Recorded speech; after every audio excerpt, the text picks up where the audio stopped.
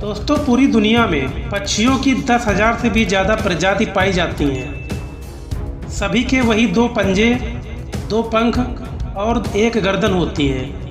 लेकिन इन्हीं में से एक ऐसा पक्षी है जिसकी एक अलग ही पहचान है, जो आसमान का सीना चीरकर हजारों मीटर ऊपर 120 किलोमीटर की रफ्तार से उड़ता है, जो खुद के कई गुना से अधिक वजन के शिकार को भी अपने पंजे में दबोचकर उड़ जाता है और इसलिए उसे पक्षियों का राजा कहा जाता है, जिसे हम बाज के नाम से जानते हैं। और एक बाज इतना ऊंचा मुकाम हासिल करता है अपनी दुनिया और अपने पुनर्जन्म की वजह से। अगर आप भी इस दुनिया में एक मुकाम हासिल करना चाहते हैं तो एक बाज बनने का पूरा सफ़र आपको जानना बहुत ज़रूरी है, क्योंकि 25 से 30 साल की उम्र तक आने के बाद लोगों को रिस्क लेने से डर लगता है। लेकिन एक बाज के जीवन की शुरुआत ही रिस्क से होती है। जिसकी उम्र में बाकी पक्षियों के बच्चे सिर्फ ची ची करना सीखते हैं, उस उम्र में एक मादा बाज अपने बच्चों को पंजे में दबोचकर हजारों मीटर आसमान की ऊंचाइयों में उड़ जाती है, उसे ये बताने के लिए कि तेरा जन्म आसमान का सीना चीरकर सबसे ऊपर उड़ने के लिए हुआ है, तेरा पक्षियों का बादशाह बनने के लिए हुआ है। जमीन से हजारों मीटर ऊपर ले जाकर मादा बाज अपने पंजों से उसे छोड़ देती है और यहीं से शुरू होती है उसकी हाई रिस्क ट्रेनिंग। वो चूजा जमीन की तरफ तेजी से गिरने लगता है। थोड़ा नीचे आते ही तो उसके पंख खुलने लगते हैं, लेकिन नीचे आते आते वो अपने पंख फड़फड़ाने लगता है। लेकिन वो अभी तक उड़ना नहीं सीखा है। वो जमीन से कुछ ही ऊपर होता है। ऐसा लगता है कि कुछ ही सेकंड में उसका जीवन समाप्त हो जाएगा, लेकिन अचानक एक पंजा उसे अपने गिरफ्त में लेता है और वापस आसमान में उड़ जाता है। वो पंजा होता है उसकी माँ का, जो उसके पीछे उड़ रही थी। उसकी ट्रेनिंग अब तक चलती रहती है जब तक वो उड़ना नहीं सीख जाता है। इसकी हाई रिस्क ट्रेनिंग होने के बाद इस दुनिया को एक बाज मिलता है।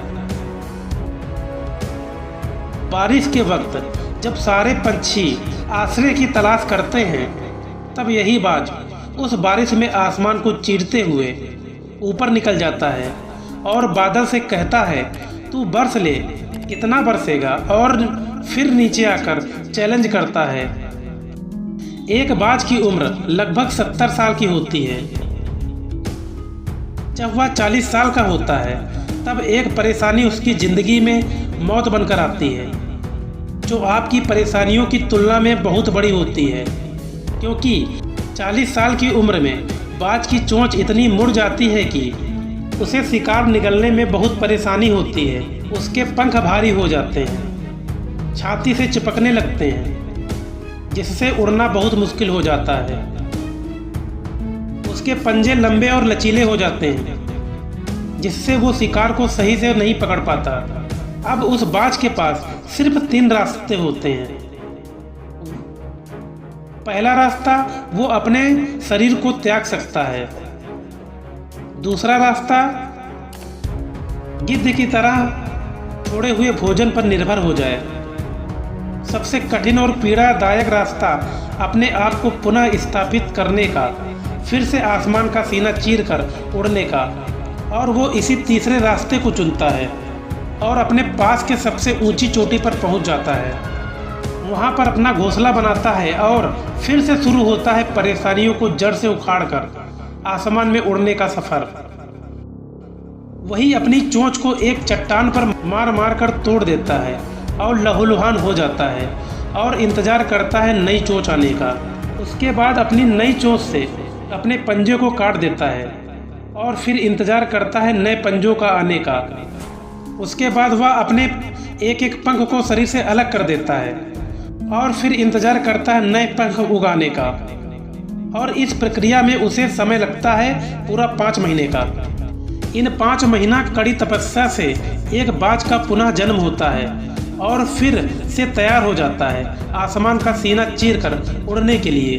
जो 3 रास्ते बाज के पास थे वही 3 रास्ते आपके पास होते हैं, लेकिन कुछ लोग पहले रास्ते को चुनते हैं और परेशानियों के तले दबकर सुसाइड कर लेते हैं। ज़्यादातर लोग दूसरे रास्ते को चुनते हैं।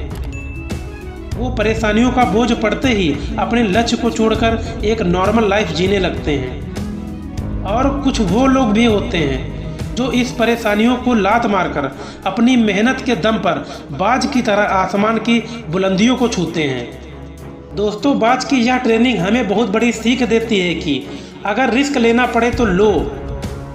अपने फील्ड में अपने आप को इतना ट्रेंड कर लो कि उस फील्ड में आपसे ऊपर उड़ने के बारे में सोचकर लोगों के पसीने छूट जाएं, तभी आप फील्ड के बादशाह कहलाओगे। दोस्तों, अगर ये वीडियो आपको पसंद आए तो हमें कमेंट में ज़रूर बताएं और आप यदि चैनल पर नए हैं तो इस चैनल को सब्सक्राइब करें और लाइक शेयर ज़रूर करें। मिलते हैं एक नई मोटिवेशन वीडियो के साथ। जब तक के लिए जय हिंद।